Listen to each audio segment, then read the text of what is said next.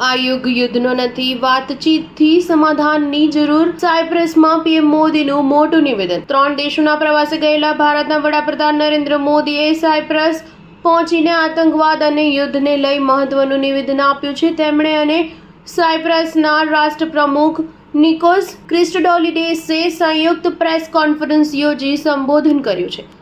સાયપ્રસે આતંકવાદ વિરુદ્ધ લડી રહેલા ભારતને સમર્થન આપતા વડાપ્રધાને આભાર વ્યક્ત કર્યો છે. આ ઉપરાંત બંને નેતાઓએ પશ્ચિમ એશિયામાં ચાલી રહેલા સંઘર્ષને લઈ ચિંતા વ્યક્ત કરી છે. વડાપ્રધાન મોદીએ કહ્યું કે હું મારા ભવ્ય સ્વાગત બદલ સાયપ્રસના રાષ્ટ્રપ્રમુખનો હૃદયથી આભાર વ્યક્ત કરું છું. જ્યારથી મેં સાયપ્રસની ધરતી પર પગ મૂક્યો છે ત્યારથી અહીંના રાષ્ટ્રપ્રમુખ અને અહીં લોકોએ પોતાનાપણું અને સ્નેહ દેખાડ્યો છે. મને થોડા સમય પહેલા જ સાયપ્રસના સર્વોચ્ચ સન્માનથી બિરદાવવામાં આવ્યો છે. આ માત્ર મારું સન્માન નહીં, 140 કરોડ ભારતીયોનું સન્માન છે.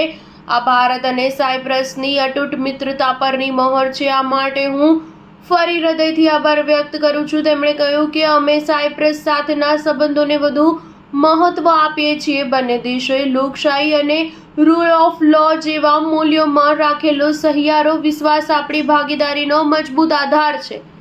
બંને દેશોની મિત્રતા પરિસ્થિતિને કારણે ઊભી થઈ નથી અને સરહદોથી પણ બંધાયેલી નથી. આ મિત્રતાને સમયની કસોટી પર વારંવાર પારખવામાં આવી છે અને અમે દરેક સમયે સહયોગ, સન્માન અને સમર્થનની ભાવનાને જીવંત રાખી છે. એકબીજાની સંપ્રભુતા અને ક્ષેત્રીય અખંડતાનું સન્માન કરીએ છીએ. મોદીએ કહ્યું કે ભારતના કોઈ વડાપ્રધાને 2 દાયકાના લાંબા સમય બાદ સાયપ્રસની યાત્રા કરી છે, જે એકબીજાના સંબંધોમાં નવો અધ્યાય લખવાનો ઉત્તમ અવસર છે.